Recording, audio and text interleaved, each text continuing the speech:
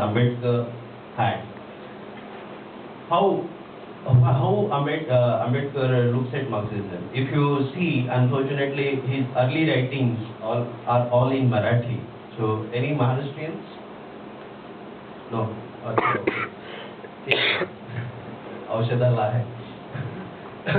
Sir, what happens is that when Ambedkar was fighting on roads, when he was organizing people for this thing, so you know that he had started some newspapers, periodicals, Muknaik, Vaishkrut Bharat, thereafter Janata and all. So all this literature is still in Marathi. They have not translated, and other people, non-Marathi people, do not have access to the formative days of the Dalit movement in that sense. If you see, go through the Vaishkrut Bharat or Muknaik, etc., there are a lot of occasional things on Russian Revolution, Marxism, and things like that. So it was not that Ambedkar considered Marxism as a taboo or something. Thereafter also he went on at various points in time, because he did not have otherwise concern, but he went on relating to Marx and almost thought that Marxism was second best to whatever he was doing. Right? Why he did not follow up considered Marxism to be the possible path for Dalit emancipation?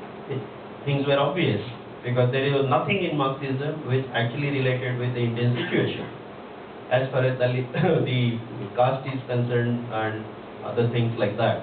So it did not have ready answers anyway. So there was no question of sort of taking it as a whole that kind of creed which will answer the questions that were in his mind. So there was nothing of that kind. But still he went on sort of referring to Marxism as something like second best, or test out his decisions by the Marxist benchmark. So this you would find. Now, this statement I came down to just a reference in that piece about the Kathmandu thing, which is actually the climax of his like embracing Buddhism was the climax of that he reached, and thereafter he died after a few months. Okay, so just prior to the his demise, he gave a lecture in Kathmandu comparing Buddhism and Marxism. Now that is important, because that reflects one way his understanding about Marxism, his understanding or something like what his conception of Buddhism, both together, and very important. So what he says that Marx gave the path of emancipation, it's a sort of ties for human emancipation, and he compares Buddhism with that, with an intention that whatever Marx says that was in Buddhism, okay, minus violence and minus dictatorship. That is what is viewpoint. That if Marxism did not emphasize violence and Marxism did not emphasize dictatorship, which Ambedkar equated with they keep on rhetorically call that dictatorship of proletariat. Ambedkar thought it's a dictatorship, whatever. That dictatorship was that kind of word, which was anathema anyway to Ambedkar, because he was a Democrat at core. So this was his problem, that if you delete violence and dictatorship, probably Buddhism is equal to Marxism. So this was his conclusion. So this way you would say that that notion that Ambedkar is opposite or stand against Marxism is not correct. In action also you can say, now how do you read him, his movement and all? He starts things with Mahat Satyagraha. That's the first significant event from which the Dalit history starts. That time it can be distinctly read that Ambedkar had a notion and he carried notion. Like his letterhead had Bhavani ka picture and all kinds of Hindu he had not discarded that Hinduism was bad and all that. But he was still raised the idea that some reforms in Hinduism can be accommodated, then things could be tolerated. So this was the approach Ambedkar started off with. The Mahar Satyagraha also was designed in that fashion, that there were a lot of people, and right from the beginning, again I want to sensitize you with that Ambedkar is taken as a caste movement, like almost we call him a casteist, that he has taken cudgel for only one caste and this and that, and he created turbulence. Other Brahminic people would actually used to characterize Ambedkar one time like that he spreaded this venom and this and that. This is absolute nonsense anyway. But the serious statement would be that Ambedkar was a class politics. Now I'll explain this little later. The way he started off his movement was he had a notion that a little reforms, etc. So he carried a lot of Hindu people. The Vaishnav Karini Sabha, you would be surprised, did not have any Dalit in its body. Only the executive, Baba Sahib Ambedkar was a chairman and some Dalits were there in the executive committee. But the body as such was comprising the all others. So was the case. The kind of initiatives, etc. for Mahar Satyagraha came from one comrade R.P. More, who was much younger to Ambedkar, but he was known personally, his family and all. That boy had taken, that time boy, had taken initiative, and all supporters were of the caste called Kayas. Kayas.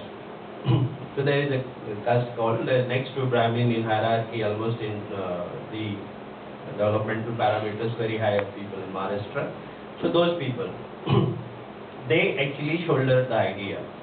And they approached Baba Sahib Ambedkar because he had just returned from England with high qualifications, etc. And they thought that such a kind of person ought to preside over. Ambedkar, for quite some time, he delayed it by almost 2 years, saying that no, I don't want to indulge into such kind of things. But when he agreed, thereafter he prepared a lot for that. And he went on.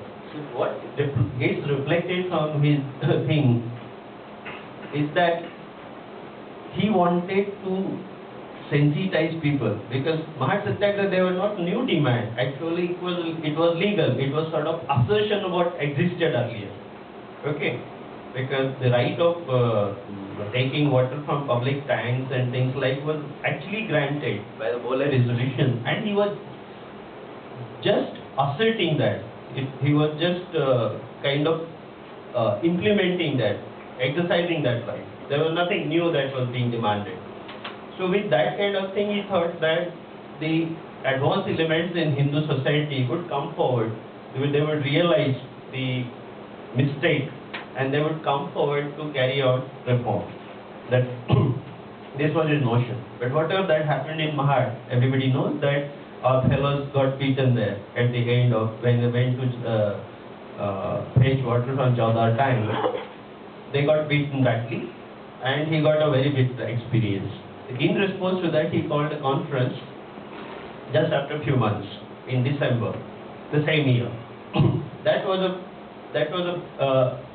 formal satyagraha that was announced, and there were big preparations. Earlier was just a sabha and things like it, and if there was no plan even to go to Chaudhar tank, etc. This incidentally happened. And then he organized, that was a big conference that was organized, something like more than 10,000 people came, and with an intention that do or die kind of thing. And when that conference happened, just before a week or so, the caste Hindus got an injunction that Chaudhar tank was not a public tank, it was a Chaudhary tank, belonged to some private people, and this kind of thing cannot be done to that. Court had issued an injunction, so that and then the proceedings went this way, that way. People were not agreeing. People became very determined, so they were not agreeing. So they said that let them arrest us. We have come here to go to jail, etc. So it was uncontrollable kind of thing. So ultimately people had to request. Ambedkar was trying to pacify them, oh no, we don't want to create another federal state, etc. State is not our enemy. Ultimately Ambedkar prevailed upon them and dissuaded from that to not to have a satyagraha. And this ended.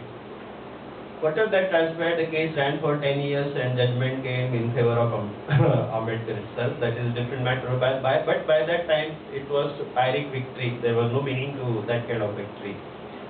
There are lessons that Ambedkar learned. Thereafter, he totally diverted from the social issues. He did not have that kind of notion that a reform within Hindu society could be possible. The immediate reflection was that in Jalgaon, in Vidarbha, not this Jalgaon, Chalisgaon, the other one, that a meeting had taken place the next year, and he gave a call that